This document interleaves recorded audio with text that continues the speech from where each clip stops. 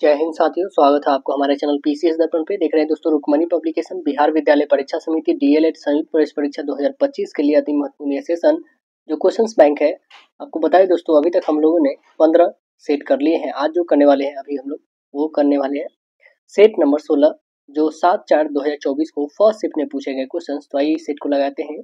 और दोस्तों, आप हमारे चैनल पर नए तो सब्सक्राइब कर लीजिएगा ताकि नेक्स्ट वाली वीडियो सबसे पहले आप तक पहुंचेंगी। देखिए, previous year solve paper of Bihar DElEd entrance exam set number 16 7/4/2024 को फर्स्ट शिफ्ट में पूछे गए प्रश्न को हम लोग बनाते हैं।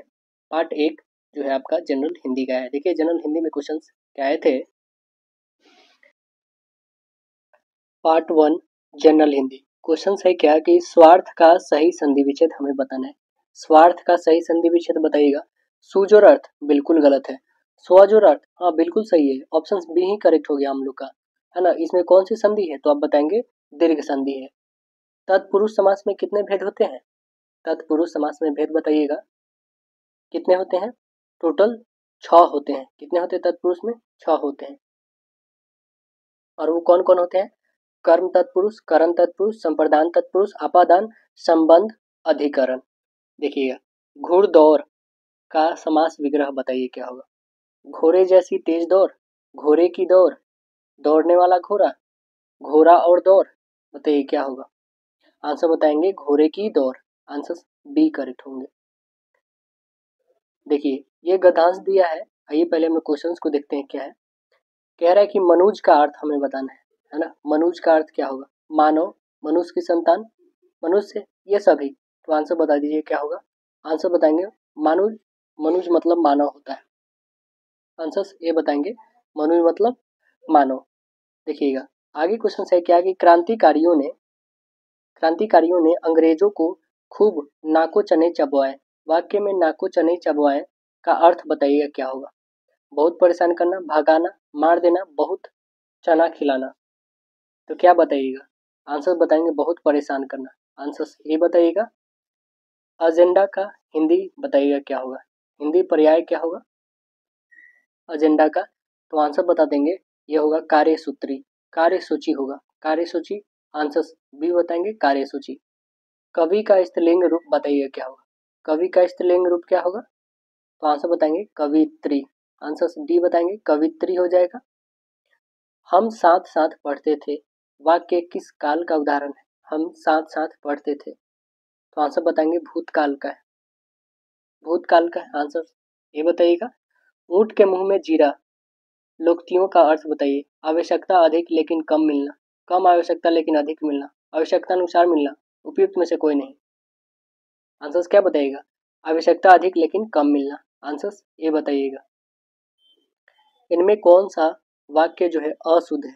कौन सा वाक्य अशुद्ध है बताइएगा। कह रहा है क्या, कल रूपम ने कपड़े खरीदे। अशोक को सब मालूम है। अंग्रेजी लिपि रोमन है। यह कृति दिनकर की है। इनमें कौन सा वाक्य अशुद्ध है तो इसमें देखेंगे हम लोग। तो अशुद्ध है अंग्रेजी लिपि रोमन है। ये आपका अशुद्ध है। ऑप्शन नंबर सी करके बताइएगा क्या होना चाहिए। तो अंग्रेजी रोमन लिपि है, ये होना चाहिए था। कैसे देखिएगा, अंग्रेजी जो हम लोग लिखेंगे यहाँ पे अंग्रेजी है ना, और यहाँ पे लिखेंगे अंग्रेजी रोमन। अंग्रेजी रोमन लिपि है ना। अंग्रेजी रोमन ये क्या है तो एक लिपि है, ऐसे होना चाहिए था, है ना। तो इसलिए ऑप्शन नंबर हम लोग का सी करेक्ट होगा। आगे क्वेश्चंस देखेंगे इसमें कि रात को पहरा देना। रात को पहरा देने वाला आज घर पर चला गया। काले शब्दों का पदबंध बताना है। रात को पहरा देने वाले के लिए पदबंध क्या होगा। तो आंसर बताएंगे ये संज्ञा, संज्ञा पदबंध है। निम्नलिखित में कौन सा कर्मवाच्य नहीं है। कौन नहीं? मोहन के द्वारा फल तोड़ा गया, ये तो कर्म है। पूनम ने अपने बारे में बताया। पूनम ने अपने बारे में बताया, इसमें क्या है तो इसमें जो है आपका कृत्यवाच्य है। क्या है? कृत। तो ये तो नहीं निकला कर्म। मैंने पुस्तक पढ़ी, ये भी कर्म है। उसके द्वारा गाना गया, ये भी कर्म है। तो आंसर हम लोग का बी करेक्ट बना। देखिए, कह रहा है रोगी को दवा दी गई। यह किस वाच्य का उदाहरण है। किस वाच्य का उदाहरण है। तो आंसर बताएंगे कर्मवाच्य का। आंसर सही बताएंगे कर्मवाच्य का। शब्द शक्ति के भेद बताइए कौन कौन होते हैं। तो सब शक्ति के 3 भेद होते हैं, वो कौन कौन? अभिधा, लक्षणा और व्यंजना, तीनों होते हैं। आंसर डी बताइएगा। कह रहा हरि है राजनीति पढ़ी आए, प्रस्तुत कविता में शब्द शक्ति बताइए क्या है? हरि है राजनीति पढ़ी आए,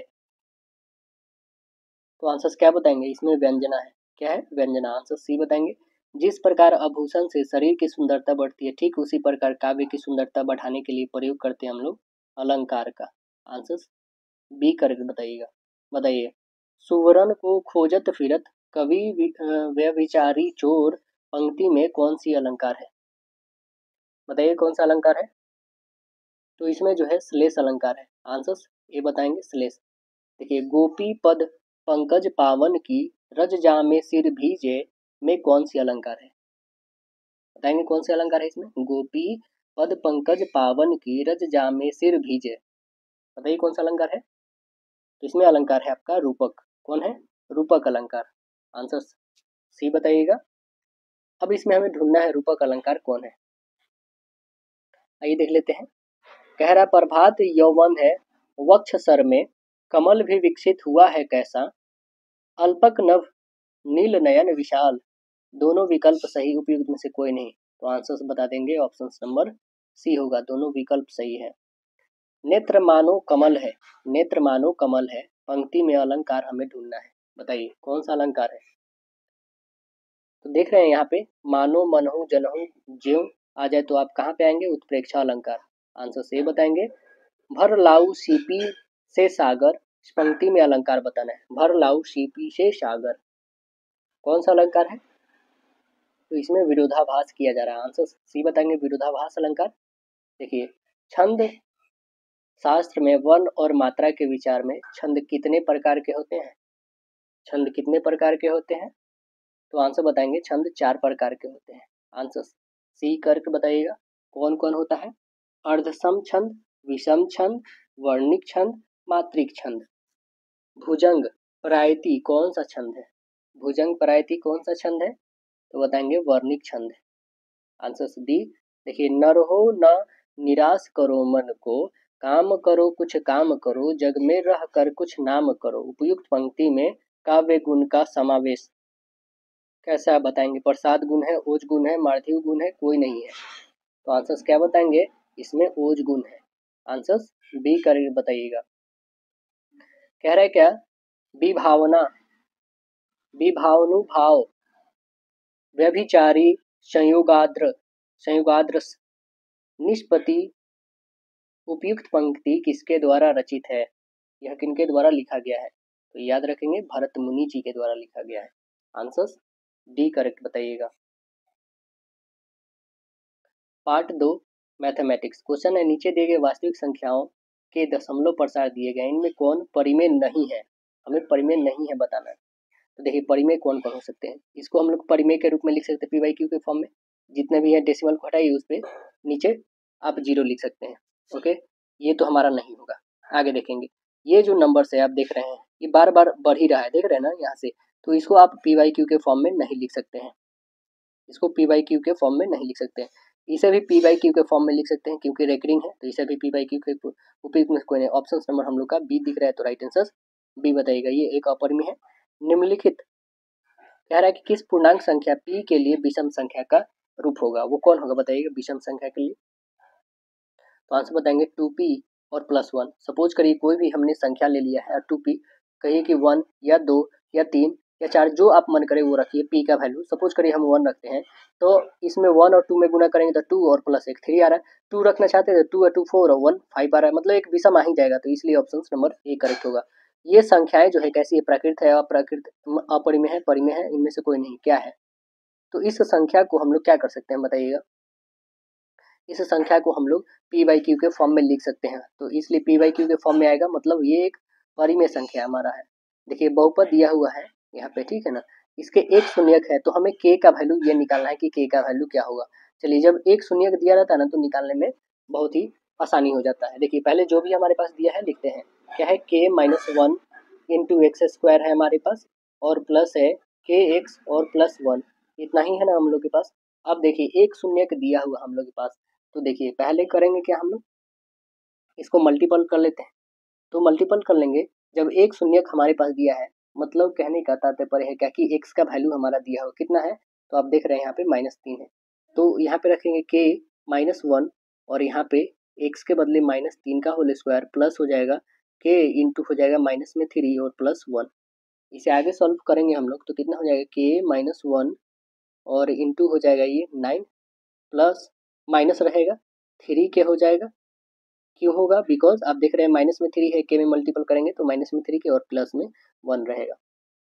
इक्वल में कुछ नहीं मतलब 0 आप डाल सकते हैं, है ना। अब देखिए इसे सॉल्व करते हैं तो ये हमारे पास कितना हो जाएगा 9k हो जाएगा, माइनस में 9 माइनस में 3k और प्लस में 1 इक्वल 0 होगा। अब देखिए ये 9 के प्लस में ये माइनस में घटाइएगा तो 6k हो जाएंगे और ये माइनस में है तो उधर जाएगा प्लस में, ये प्लस में है तो माइनस में, मतलब घटाइएगा तो कितने हो जाएंगे आपके पास 8 हो जाएंगे। अब देखिए k की वैल्यू कितनी हो जाएगी 8/6, काटेंगे 2 से तो 2 चौके और 2 तिहाई, मतलब कितने आ गए 4/3 आ गए। तो देखेंगे 4/3 हमारा क्या k का वैल्यू है क्या, तो आप बताइएगा कि 4/3 बिल्कुल है। ऑप्शन नंबर आपके पास बी।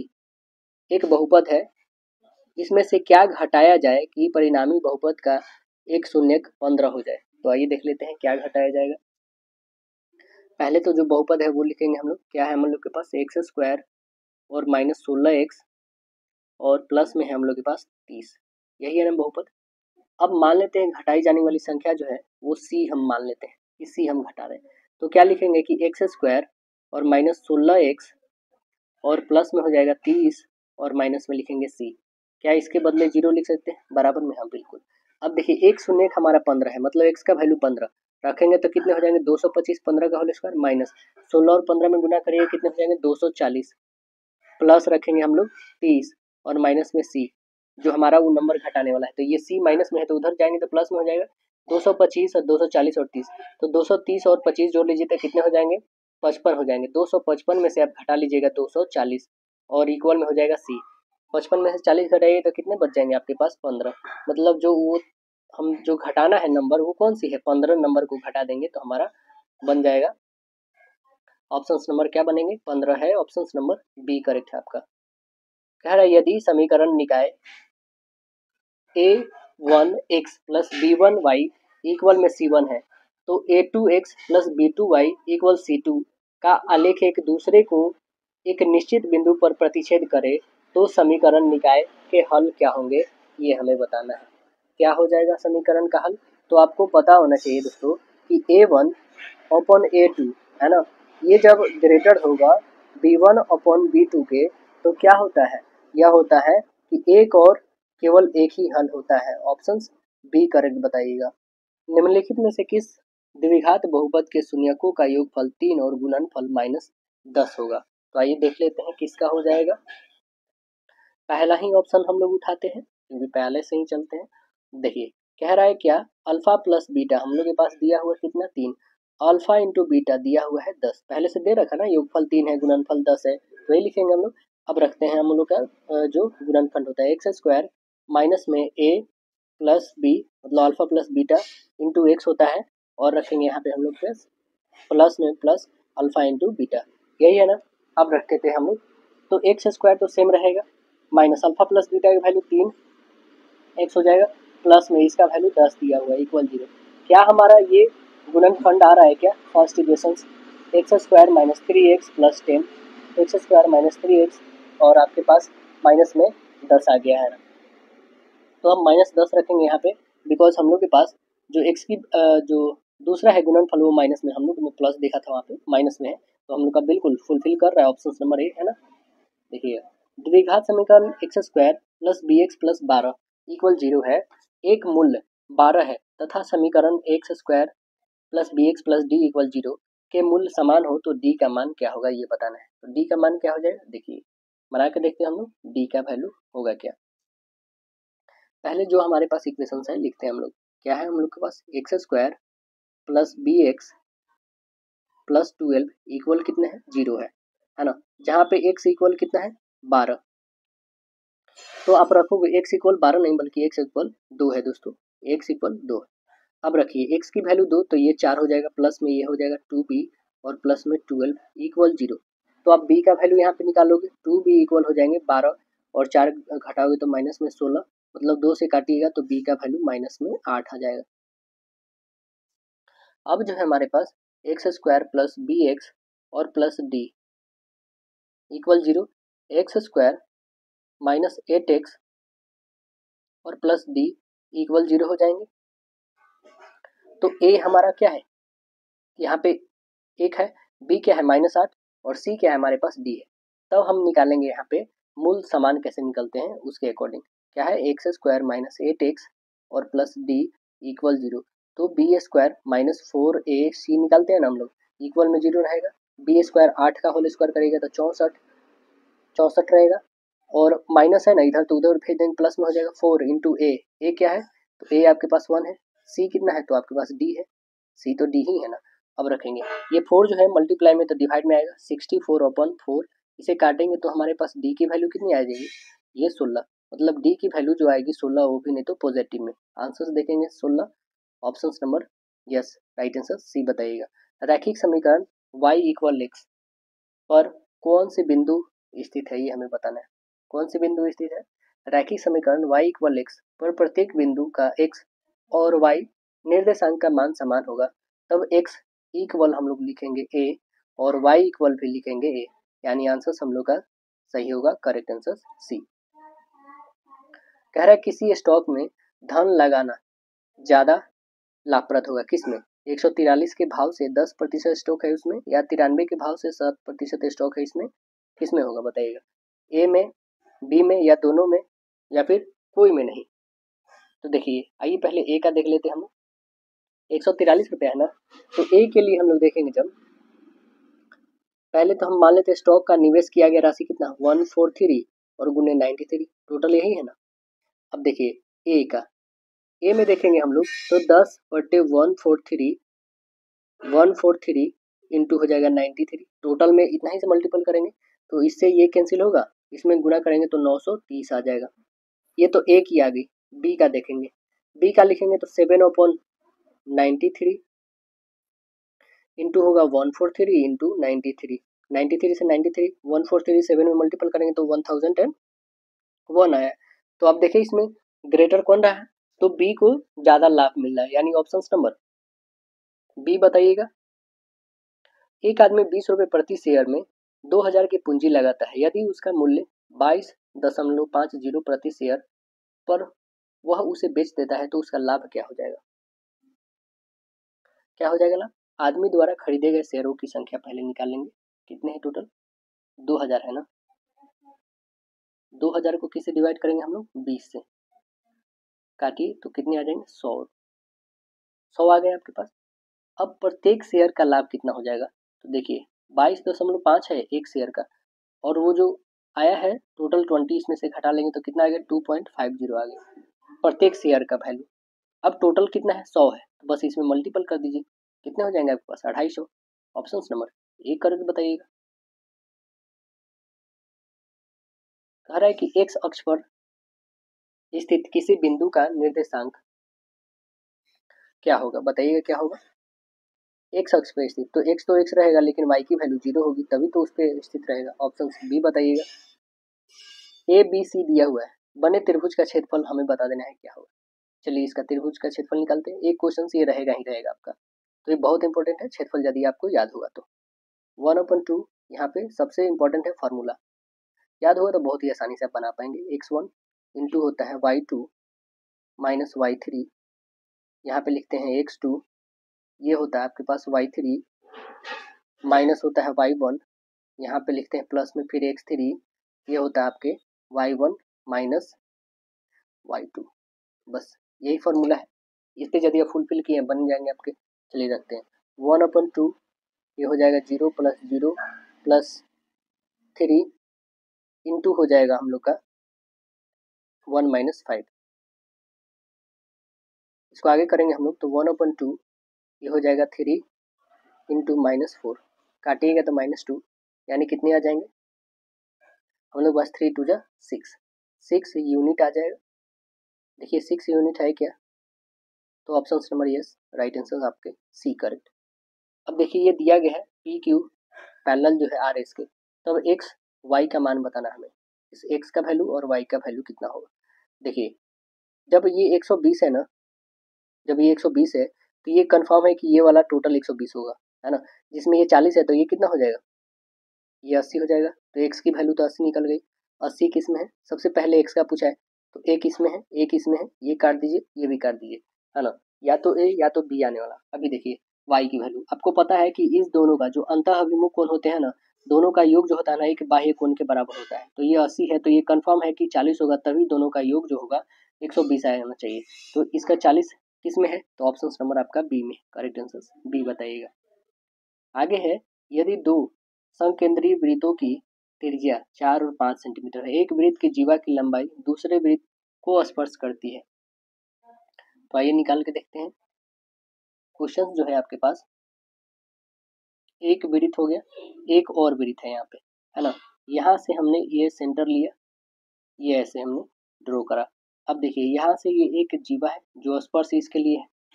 अब यहाँ से हम लोग ये करते हैं, एक राइट एंगल ट्रायंगल को हमने ड्रॉ करा, इसका नामकरण ए, इसका नामकरण बी, ये तो सेंटर हो जाएगा आपका।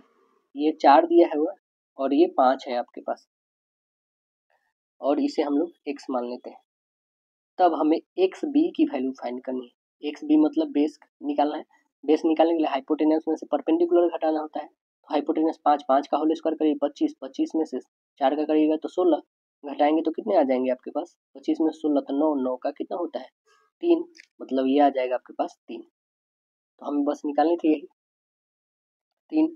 अब जब ये 3 निकल ही गया तो हमें क्या निकालना है, ए बी का। जब ये 3 निकल गया तो ये भी कितना हो जाएगा, 3 ही है। 3 और 3 कितने हो जाएंगे, 6। आंसर देखिए कितने हो जाएंगे, तो आंसर बता देंगे ऑप्शन नंबर बी। यदि वृत्त पी क्यू और आर एस दो जीवाएं हैं जिनकी ओ से दूरी बराबर है, पी क्यू बराबर 4 है, तो आर एस की लंबाई कितनी हो जाएगी। आर एस की लंबाई हम लोग निकाल के देख लेते हैं। यहाँ पे एक वृत्त है, ये वृत्त में बताया गया है कि ये और ये दो जीवाएं हैं, दो जीवा, और यहाँ पे एक इसका सेंटर है। इस सेंटर से इसकी दूरी है ना, और इस वाले की दूरी इक्वल है। यहाँ से यहाँ पे ओ डाल दो, इसका नाम y, इसका नाम x रखते हैं, इसका नाम p q है और इसका नाम है r s। अब देखिए यहाँ पे o x जो है ना, o x ये किसके बराबर है, o y के बराबर है। तो ये p q जो है ना दोस्तों, यह भी बराबर होगा r s के। कितना है, 4 सेंटीमीटर। तो आंसर्स कितने बन जाएंगे हम लोग का, देखिए option number 4 centimetre, right answer B बताइएगा। आगे देखिए, कह रहा है ना इसमें कि एक घनाभ का आयतन जिसकी लंबाई है, चौड़ाई b, ऊंचाई h है, तो बताइएगा उसका सूत्र क्या होता है। घनाभ का सूत्र क्या होता है आयतन का, तो आप बताएंगे एल बी एच होता है, लंबाई गुने चौड़ाई गुने ऊंचाई। वो कौन है, ऑप्शन नंबर ए करेक्ट हो जाएगा। और ये तो इसका संपूर्ण पृष्ठ क्षेत्रफल है दोस्तों, है ना, और ये वक्र पृष्ठ क्षेत्रफल है इसका। आगे देखिएगा, कह रहा है क्या, एक कमरा आकार में आयताकार है जिसकी एक सपाट छत है और एक 10 मीटर चौड़ी, 13 मीटर लंबी, 5 मीटर ऊंची है। उसे अंदर और बाहर और फर्श पर पेंट किया जाना है लेकिन छत पर नहीं। तो पेंट किए जाने वाले कुल क्षेत्रफल कितने हैं, ये हमें बताना है। कुल क्षेत्रफल बताना है, तो आइए निकाल लेते हैं हम लोग। देखिए अंदर और बाहर और फर्श पर पेंट किए जाने की दीवार का क्षेत्रफल क्या हो जाएगा, तो लिखेंगे 2 इंटू हो जाएगा 2 इंटू हम लोग लिखेंगे एल बी एल एच और प्लस बी एच। ये किससे मल्टीपल होगा, प्लस में एल बी से होगा ना। बस यहाँ पे हम लोग वैल्यू रखते चलेंगे। ये 2 और 2 कितने हो जाएंगे 4, एल और एच ये हो जाएंगे 13 और गुने 5, प्लस ये हो जाएगा 10 और गुने 5, प्लस एल इंटू बी मतलब 13 और गुने 10। इसे कैलकुलेट करेंगे, 13 और 5 में मल्टीपल करेंगे तो 65, प्लस 10 और 5 में करेंगे तो 50, और इंटू ये हो जाएगा 130। इंक्लूड करते हैं सभी को, कितने हो जाएंगे, तो ये हो जाएगा हम लोग का 115, 4 गुने 115 और प्लस 130, जोड़ लेंगे कितने हो जाएंगे, ये होता है 460 और प्लस 130 जोड़ेंगे तो हम लोग के पास 500 90 आ जाएगा। आंसर्स कौन से बताएंगे? राइट आंसर्स डी बताइए 590 वर्ग मीटर। देखिए आगे, जिसकी कोई चौड़ाई या मोटाई नहीं है और जिसे दोनों दिशाओं में अनिश्चित दूरी पर बढ़ाया जा सकता है, उसे क्या कहते हैं? उसे कहते हैं एक रेखा। क्या कहते हैं? एक रेखा। आंसर डी बताइएगा। यदि किसी वितरण का माध्य तथा बहुलक क्रमशः 24, 12 हो तो माध्य का निकालना है। देखिए इसका फॉर्मूला याद हुआ तो बहुत ही आसानी से आप बता पाएंगे। देखिए क्या होता है, बहुलक बराबर होता है 3 गुने माध्य का माइनस होता है 2 गुने माध्य, है ना। यहाँ पे रखेंगे हम लोग के पास बहुलक दिया हुआ कितना 12 है और माध्य का हमें निकालना है, तो 3 इंटू एक्स मान लेते हैं माध्य का, माइनस माध्य दिया हुआ है 2 गुने 24 है, 24 दूना 48 हो जाएगा, 48 इधर जाके ऐड होगा तो 12, यहाँ पे लिखेंगे 12 और ये प्लस में हो जाएगा 48 होगा दोस्तों। 24 दूना 48, यहाँ पे 3x रह जाएगा, इन दोनों को ऐड कर देंगे कितने हो जाएंगे, तो ये ऐड करेंगे ये हो जाएंगे 60 इक्वल 3x। 3 से इसे काटेंगे तो कितने 2 और 0, मतलब x की वैल्यू जो आ गई हमारी, x कहने का मतलब जो माध्यिका निकली है हमारी 20। आइए देख लेते हैं ऑप्शन नंबर सी करेक्ट हो जाएंगे माध्यिका। यदि बहुलक माइनस माध्यक 24 है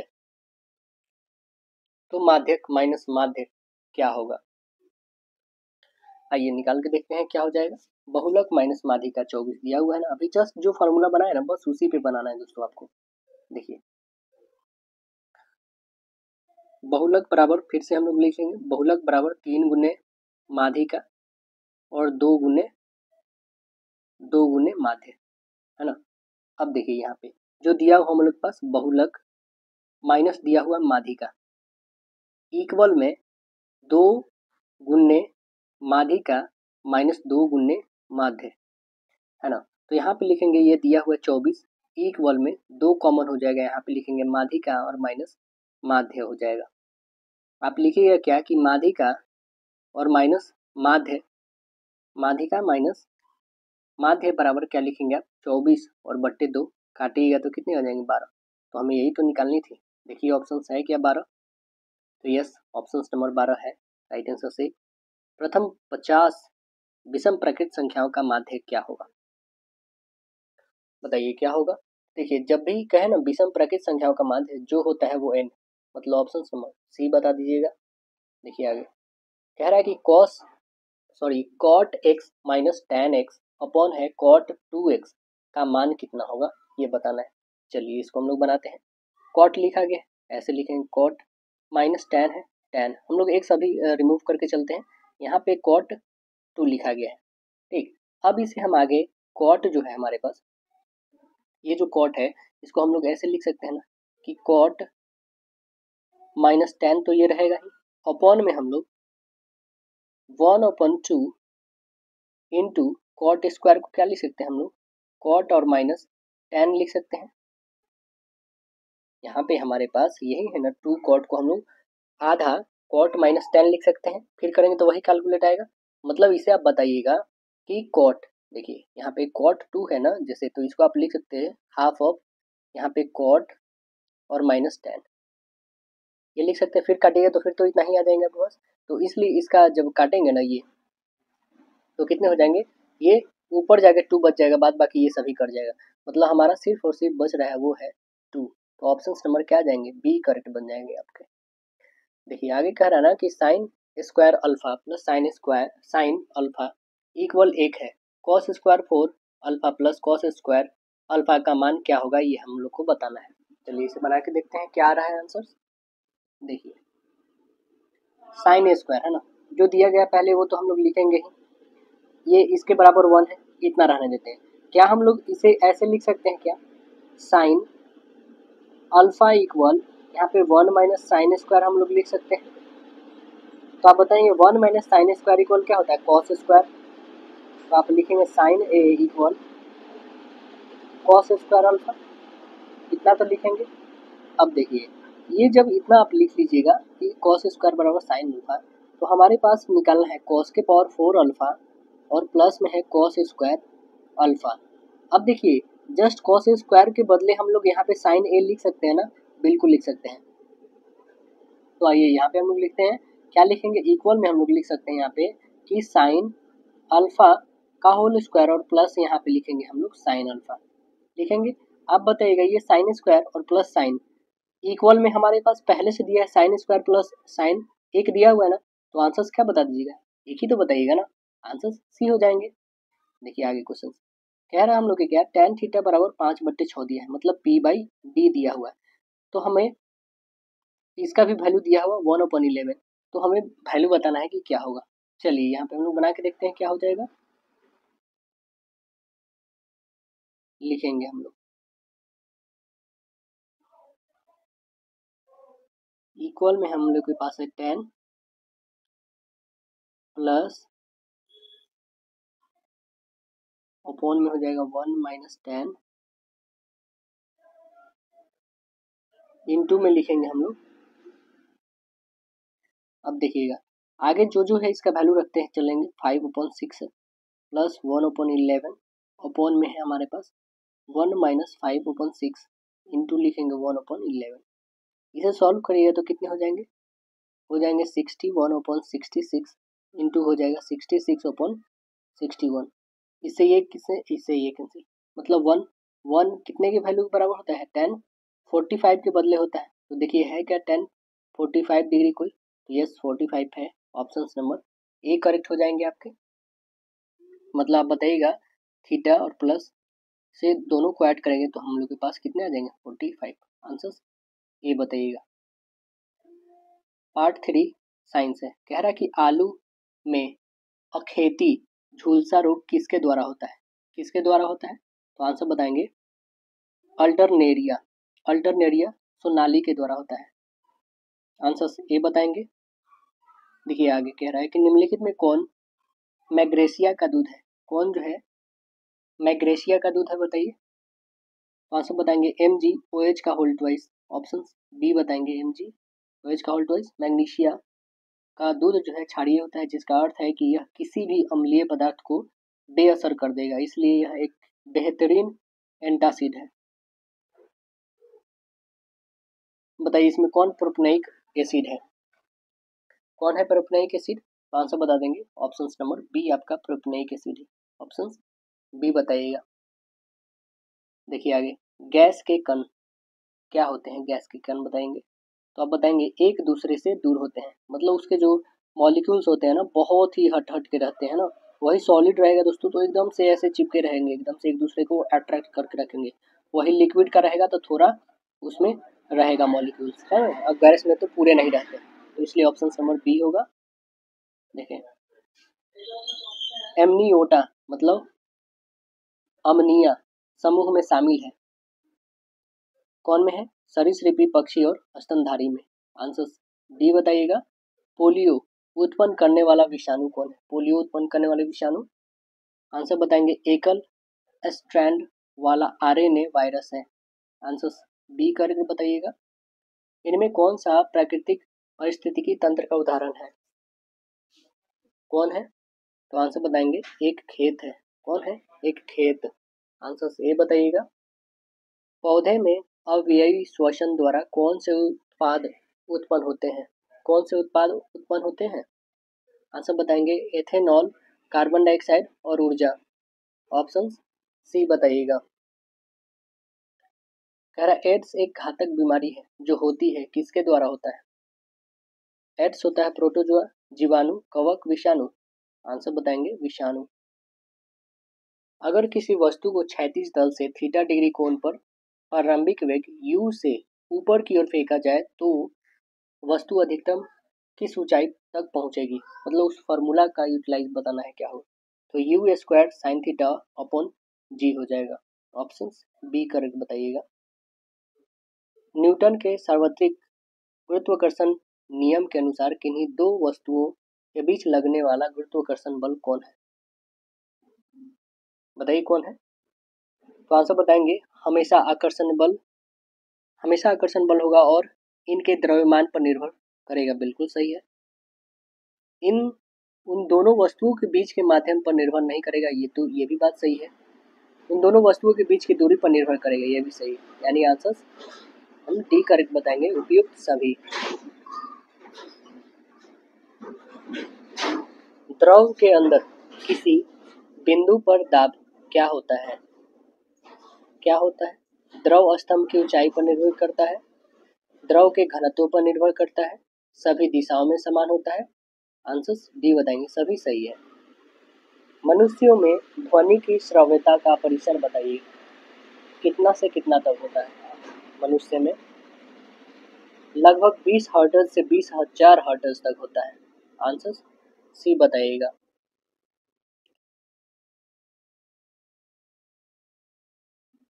तीन आरएस जो हमें दीर्घकालिक उपयोग के लिए प्राकृतिक संसाधनों को संरक्षित करने में मदद करेंगे, वो कौन है?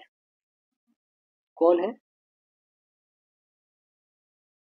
रिसाइकल, पुनः उत्पादन, पुनः उपयोग। कम करना, पुनः उत्पादन, पुनः उपयोग करना। कम करे, पुनः उपयोग करे, पुनर्वर्तित करे। कम करे, पुनर्चक्रण करे, पुनः उपयोग करे। ऑप्शंस आप डी बताइएगा। नकारात्मक मुद्रा प्रदूषण क्या है? बताइए क्या है नकारात्मक मृदा प्रदूषण? तो आंसर बताएंगे, कटाव और अति प्रयोग के कारण मिट्टी की उत्पादकता में कमी। आंसर ये बताइएगा। सरदार सरोवर बांध किस नदी पर स्थित है? सरदार सरोवर बांध किस नदी पर है? तो आंसर बताएंगे नर्मदा नदी पे। आंसर सी बताएंगे, नर्मदा नदी। कार्बन डाइऑक्साइड डैश का कारण बनता है, कार्बन डाइऑक्साइड डैश का कारण बनता है। तो आंसर बताएंगे ग्रीन हाउस प्रभाव का कारण बनता है।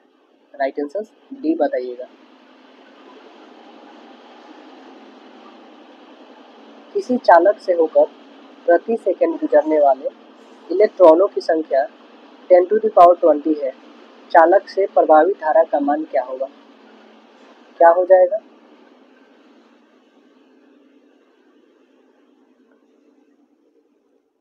आई बराबर क्या होता है? क्यू अपन टी होता है ना, बस इसी का फॉर्मूला रखेंगे, मतलब प्लस माइनस हम लोग रखेंगे, नंबर ऑफ इलेक्ट्रॉन अपॉन में हो जाएगा टाइम। तो रखिए नंबर ऑफ इलेक्ट्रॉन कितने? 10⁻20 इंटू 1.6 10⁻−19 कूलम अपॉन में हो जाएगा 1 सेकेंड। मल्टीप्लाई करिएगा तो कितना 1.6 इंटू 10 यानी 16 एम्पियर बताइएगा। ऑप्शन नंबर क्या बताएंगे? ऑप्शन नंबर ए करके बताइएगा। चित्र में प्रदर्शित विद्युत परिपथ के बिंदु ए और बी के बीच समतुल्य प्रतिरोध बताना है, कितने हो जाएंगे? तो देखिए कैसे निकालेंगे हम लोग, पहले आर एस निकालिएगा, ये निकाल जाएंगे आपके पास R1 प्लस R2 कितने हो जाएंगे? 6 ओम हो जाएंगे। अब है समानांतर क्रम में, समानांतर क्रम में कौन है? 6 और गुने 3 और 6 और 3 9, काटेंगे 3 टाइम में, 3 से काटिएगा 2 टाइम में, यानी कितना आ गया? 2 ओम। तो ये 2 और 6 कितने हो जाएंगे? 6 और 2 8। ऑप्शन बी करेक्ट बताइएगा।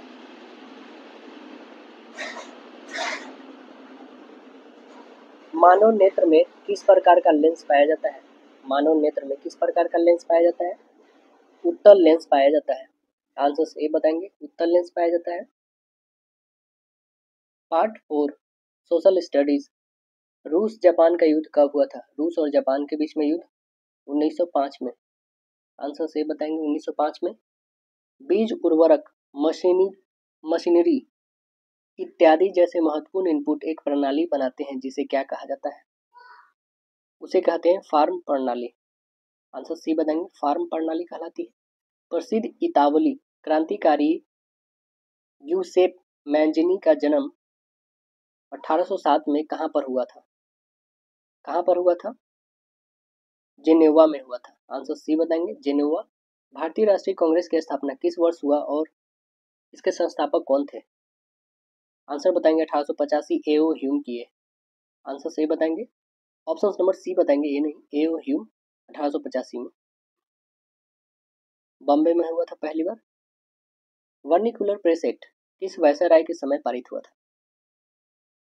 लॉर्ड लिटन के समय। आंसर बी बताएंगे, लॉर्ड लिटन के समय 1878 में। भाखड़ा नांगल परियोजना किस नदी पर है? सतलज नदी पे है। एक प्रतिनिधि भिन्न में अंश हमेशा क्या होता है? एक प्रतिनिधि भिन्न में अंश हमेशा क्या होता है? हमेशा एक होता है। आंसर बी बताएंगे, हमेशा एक होता है। निम्नलिखित में से कौन से उद्योग विदेशी प्रतिस्पर्धा से बुरी तरह प्रभावित हुई है? आप बताएंगे डेयरी उत्पादन। क्या बताइएगा? डेयरी उत्पादन। Answer A. निम्नलिखित में से कौन सा खनिज चट्टानों के अपघटन से बनता है जिससे अवशिष्ट पदार्थ का अवशिष्ट द्रव्यमान नहीं निकलता है? आंसर बताएंगे bauxite. Option number B bauxite. वन संरक्षण एवं प्रबंधन की दृष्टि से वनों को वर्गीकृत किया गया है। कितने वर्गों में? कितने वर्गों में किया गया है? तो आंसर बता देंगे ऑप्शन नंबर बी 3 वर्गों में किया गया है। वो 3 वर्ग कौन कौन सा है? आरक्षित वन श्रेणी, संरक्षित वन श्रेणी, असुरक्षित वन श्रेणी है। तो आंसर हम लोग का बी करेक्ट बताइएगा। डैश का गुरुत्वाकर्षण सिंचाव उच्च ज्वार के दौरान समुद्र के पानी के ऊपर उठने का कारण बनता है। कौन से ग्रह का बताइएगा? तो आंसर बता देंगे ऑप्शन नंबर डी चंद्रमा। उपग्रह है जो पृथ्वी का। आंसर डी बताएंगे। चूना पत्थर का उपयोग किस उद्योग में होता है? चूना पत्थर का सीमेंट में। आंसर बी बताएंगे। बिहार में नहरों द्वारा सबसे अधिक सिंचाई किस जिले में होता है? रोहतास में होता है। सबसे ज्यादा रोहतास में। चिली में सुधार कार्यक्रम के विरोधी कौन थे? कौन थे बताइए? तो आंसर बता देंगे इनमें सभी चर्च, जमींदार, अमीर लोग सभी थे। आंसर डी बताइएगा। चिली साउथ अमेरिका में पड़ता है। चिली का राजधानी सैंटियागो है। देखिएगा, भारत में निर्वाचन क्षेत्र बांटा गया है जनसंख्या आधार पर, क्षेत्र आधार पर, जनप्रतिनिधि के इच्छानुसार, उपयुक्त में से कोई नहीं। जनसंख्या के आधार पर। आंसर सही बताएंगे जनसंख्या आधार पर। भारत में संघ सरकार का प्रमुख कौन होता है? संघ सरकार का प्रमुख कौन होता है? प्रधानमंत्री। आंसर बी बताएंगे प्रधानमंत्री। निम्नलिखित में से कौन सा मौलिक अधिकार नहीं है? कौन सा नहीं है? समानता का अधिकार है, भाषण और अभिव्यक्ति की भी अधिकार है, संपत्ति का अधिकार अब नहीं है दोस्तों, ये कानूनी अधिकार हो गया, यह 300 के क में चला गया है। तो आंसर हम लोग का सी बन जाएगा। जीवन और व्यक्तित्व स्वतंत्रता का सुरक्षा है, आर्टिकल 21 में है ना। निम्नलिखित में से कौन संघीय राज्य की विशेषता नहीं है? कौन नहीं है? लिखित संविधान तो है, शक्तियों का भी विभाजन है, लेकिन इकहरी शासन व्यवस्था नहीं है। आंसर सी बताएंगे। आंसर लोकतंत्र की सफलता के मूल्यांकन की सही आधार क्या है? क्या है सही आधार? लोकतंत्र एक उत्तरदायी शासन व्यवस्था है। आंसर डी करेक्ट बताइएगा।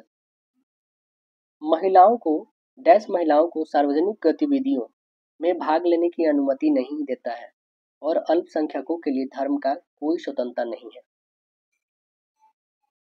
तो आंसर क्या बताएंगे? आंसर बताएंगे सऊदी अरब में। सऊदी अरब महिलाओं को सार्वजनिक गतिविधि में भाग लेने की अनुमति नहीं देता है ना, और अल्पसंख्यकों की धर्म की कोई स्वतंत्रता नहीं है। आंसर यहाँ पे बी करेक्ट बताइएगा। पार्ट 5 जनरल इंग्लिश क्वेश्चन है, चूज द करेक्ट सेंटेंस। हमें करेक्ट सेंटेंस को चूज करना है। पढ़िए और बताइए कौन है correct.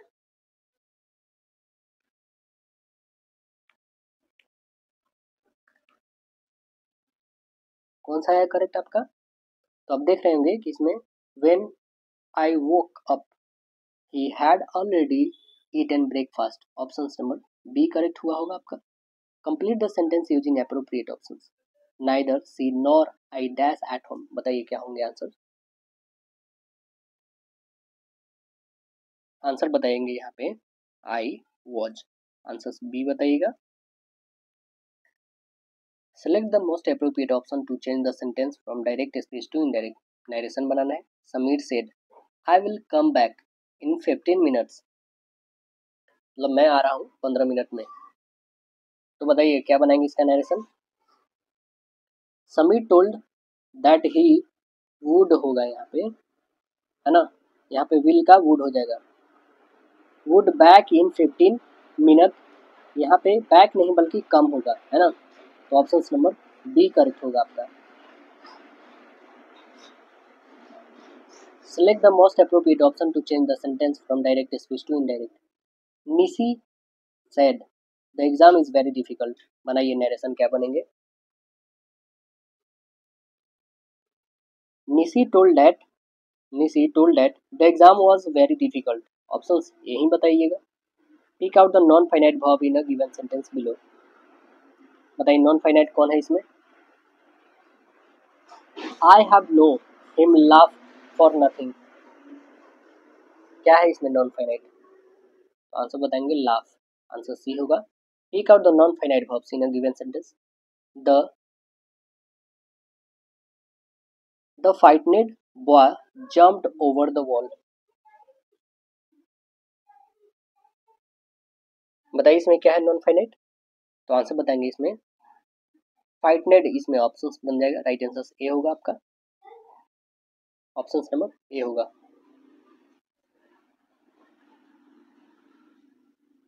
A sentence has been given in active voice out of 4 alternatives. Select the which one best express the sentence in a passive voice. क्या है? A child cannot do it. बताइए क्या बनेंगे इसके? तो बनाएंगे it cannot be done by a child. Answers D होंगे. Which one is the symbol of square brackets? बताइए कौन है? स्क्वायर ब्रैकेट कौन है? तो स्क्वायर की तरह ये दिख रहा है? नहीं, ये तो क्वेश्चन मार्क है. ये दिख रहा है, ये तो है ही नहीं, करली है. ये कटा. ऑप्शन क्वेश्चन है कि which of following sentences has the correct punctuation mark. बताइए किसमें है पंक्चुएशन मार्क सही? Please do it, shall give you money. ठीक तो है इसमें. Krishna is black, Radha is fair. ये भी ठीक है. It is cloudy, it may rain. ये भी ठीक है. All of the above. Answer D बता दीजिएगा. Fill up the blank with the correct options. 50 passengers were seating dash the airplane. बताइए क्या हो जाएगा यहाँ पे? यहाँ पे हो जाएगा at the airplane. Option B होगा. Fill up the blank with the correct options. One should go dash the rule. बताइए क्या हो जाएगा यहाँ पे? One should not go the rule. Answer से यहाँ पे बनेंगे against the rule. Option B होगा. Complete the sentence with the suitable connector. Everyone agrees with him not me. Answer बताएंगे ऑप्शन नंबर डी बट होगा. करेक्ट आंसर डी बताइएगा. Complete the sentence with the correct options. क्या है? Mary is beautiful and smart girl. She is kind, she always takes care of the sick animals dash everyone like her. Answers क्या fulfil हो गए यहाँ पे? Moreover so, है ना. Option number A correct बताएंगे. Select the alternative which best express the meaning of items या phrases. To and fro. To and fro का मतलब क्या है? To and fro का मतलब है इधर उधर. तो आंसर्स क्या बताएंगे? Back and fourth. आंसर्स ए बताएंगे back and fourth. Select the alternative which best expresses the meaning of items या phrases. At a stretch. At a stretch का मतलब क्या होता है? लगातार. यानी आंसर्स क्या बताएंगे? At one time without stopping. Answer C correct बताइएगा. Select the alternative which best express the meaning of items या phrases. Call upon. Call upon का मतलब क्या होता है? कॉल अपॉन मतलब ऑर्डर देना यहाँ पे, है ना. डिमांड करना, आस्क मतलब पूछना. आंसर से यहाँ पे हमारा बनेगा to order. Option B correct बताएंगे. Choose the correct phrase from the given option and make a conditional sentence. Answers बताइएगा. क्वेश्चन है हमारे पास. We would not mind your marriage on condition that you dash in church. तो answers क्या बनेंगे बताइएगा. Answers यहाँ पे होंगे हमारे ऑप्शंस नंबर बी करेक्ट होगा. Got married. Answers B correct होंगे. देखिएगा. Choose the correct phrase from the given option and make a conditional sentence. She dash the train if she had got up later. Answers क्या बनेंगे? Answers बनेंगे she would have missed the train if she had got up later. Answers D बताइए. Fill up the blank with the correct options. Not only mathematics but also science dash important. Answers क्या होंगे? Answers होंगे options number B होगा, यहाँ पे is correct होगा, है ना, कि not only mathematics but also science is important. Answers B होंगे।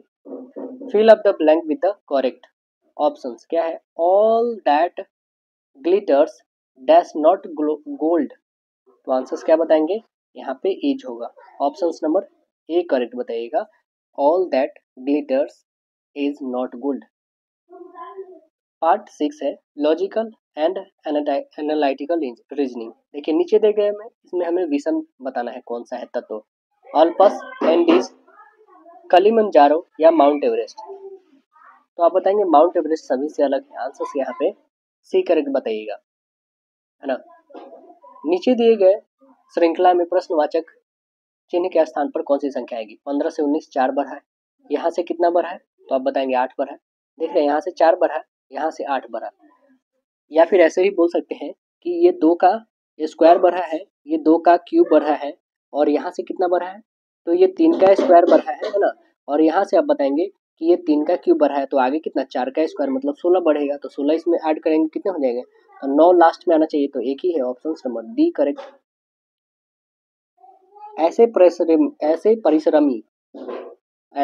परिश्रमी जो नियोजित नहीं परंतु शिक्षित है, बताइए क्या होगा? ऐसे परिश्रमी जो नियोजित नहीं है, मतलब नियोजित नहीं है परंतु शिक्षित है, तो आंसर क्या बताइएगा? ये वाला होगा, यानी ऑप्शन नंबर आपका करेक्ट आंसर यहाँ पे विकल्प ए सही होगा, राइट आंसर ए करेक्ट हो जाएंगे।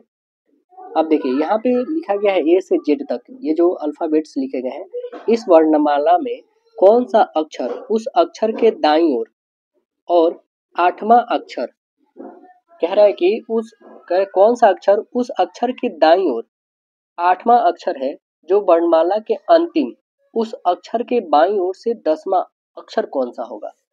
तो कौन सा हो जाएगा? देखिए यहाँ पे पहले तो देखेंगे अंग्रेजी वर्णमाला में अंतिम अक्षर से एक अक्षर वो कौन सा है, तो आप देखेंगे एक अक्षर छोड़ देंगे तो वाई है। वाई के बाईं ओर 10वां कौन आता है? तो बाईं ओर 10वां ओ आता है। ओके, अब ओ के दाईं ओर 8वां हमें देखना है, तो वो कौन आ जाएगा? 8वां, यही ना आएगा, W, option number B correct. अब देखिए प्लस का अर्थ क्या है? गुना, गुना का अर्थ घटाव, भाग का अर्थ जोड़, और घटाव का अर्थ भाग है। बस यहाँ पे हम डालेंगे, है ना।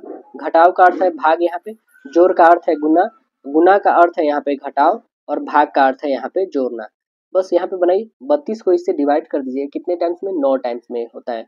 9 और 6 में गुना करेंगे तो 54 आ जाता है, 54, और माइनस में रहेंगे 45 और प्लस हो जाएगा 9, तो 9 और 54 ऐड कर दीजिए, कितने? 63, 63 में से 45 घटा दीजिएगा 18, ऑप्शन नंबर बी। कह रहा रमेश का जन्म उसके पिता की शादी के 2 साल बाद हुआ था, उसकी माँ उसके पिता से 5 साल छोटी, लेकिन रमेश से 20 साल बड़ी है, जो कि 10 वर्ष का है। पिता की शादी किस वर्ष हुई थी, ये हमें बता देना है। तो देखिए रमेश की वर्तमान जो है प्रेजेंट आयु कितनी है? 10 वर्ष है। किसका? तो रमेश का। रमेश का प्रेजेंट एज जो है 10 साल है, तथा माता की वर्तमान आयु कितनी हो जाएगी? इसकी मॉम की जो है वर्तमान आयु हो जाएगी वो कितनी? 10 तो इसका, और 20 साल बड़ी है, मतलब 30 साल हो जाएंगी माँ की आयु। और इसके पिताजी की आयु कितनी हो जाएगी? तो इसके पिताजी की आयु जो हो जाएगी ये 30 और प्लस 5, माताजी से 5 साल बड़े हैं, मतलब 35, है ना। अब देखेंगे कि पिता की शादी की उम्र जो हो जाएगी वो कितनी हो जाएगी? बस इसमें से 12 घटा दीजिए, तो कितने हो जाएंगे? 33। ऑप्शन नंबर क्या बताएंगे? आंसर हम लोग का 33 नहीं 23 होगा, है ना। ऑप्शन हम लोग का ए करेक्ट बताएंगे, यहाँ पे 23 हो जाएगा, बल्कि 33 नहीं, घटाएंगे तो हम लोग का ये 3 और यहाँ पे घटाएंगे तो 2, मतलब 23 वर्ष थी। कितना थी? 23 वर्ष। आंसर ए करेक्ट बताइएगा। देखिए आगे क्वेश्चन है क्या हम लोग का, कि उस विकल्प का चयन करना है जो निम्नलिखित आकृति में हमें बताना है, जो लुप्त है उसे चुनना है। यहाँ पे बताना है कि कौन सा संख्या आने वाला है। देखिए कैसे आएंगे, ये 1 का स्क्वायर है ना, ये 2 का होल स्क्वायर करिएगा, यहाँ पे देखेंगे पहले ये 1 का होल स्क्वायर, ठीक है, ये 2 का होल स्क्वायर करिएगा तो 4 आएगा। फिर हम लोग करते हैं यहाँ पे, देखिए कैसे, ये 1 का करिएगा तो नहीं पता, बट यहाँ पे 2 का होल स्क्वायर 4 आ रहा है, ये 8 का होल स्क्वायर 64 हो रहा है, 5 का होल स्क्वायर इतना, तो 1 का होल स्क्वायर करेंगे कितना आ जाएगा? 1 ही ना रहेगा, यानी ऑप्शन नंबर क्या आएगा? तो ऑप्शन हम लोग का यहाँ पे करेक्ट बनेगा डी ऑप्शन, आंसर सब डी बताइएगा। नेक्स्ट क्वेश्चन है क्या, पैटर्न के लिए ध्यान से देखें और चुने गए आगे जोड़ी कौन सी आएगी। देखिए 3 के बाद 5, 5 के बाद 35, 10, 12, 35, 17, तो आगे क्या आने वाली है ना। तो आगे क्या आने वाली है पैटर्न, देखिएगा यहाँ पे कैसे आप देख रहे हैं 3 और 5 है ना, फिर 35, तो आप देख रहे होंगे कि 3 से हमें यहाँ तक 10 जाने में कितना जोड़ना पड़ा है, 7। हम गैप कर चलते हैं, फिर यहाँ से फिर आप देख रहे हैं कि 7 ऐड करना पड़ा है, फिर 5 से आप ऐड करिए, इसमें भी 7, 5, 12, लेकिन 35 आप देख रहे हैं कि 35 का 35 रह रहा है। तो अब देखेंगे हम लोग आगे जो होगी हमारे कितना है, 2 2 नंबर है ना गैप, तो यहाँ से भी 2 नंबर गैप होंगे, तो 12 और 7 जोड़िएगा तो कितने होंगे, 19। 19 तो आएंगे, 19 वाला देखिए ऑप्शन नंबर एक डी है और एक सी है, 19। और फिर यहाँ पे 2 डिजिट छोड़ेंगे तो हम लोग के पास 35 आएगा, मतलब 19 और 35 आना चाहिए। ऑप्शन नंबर सी करेक्ट हो जाएगा यहाँ पे। नेक्स्ट क्वेश्चन है कि एक कार्यालय में 20 लोग काम कर रहे हैं। 5 का पहला समूह जो है सुबह 8 बजे से 2 बजे तक का है, 8 से 2 बजे तक का है, ठीक है। और 10 का दूसरा जो समूह है 10 बजे से लेके वो कितना बजे तक, 4 बजे तक का है।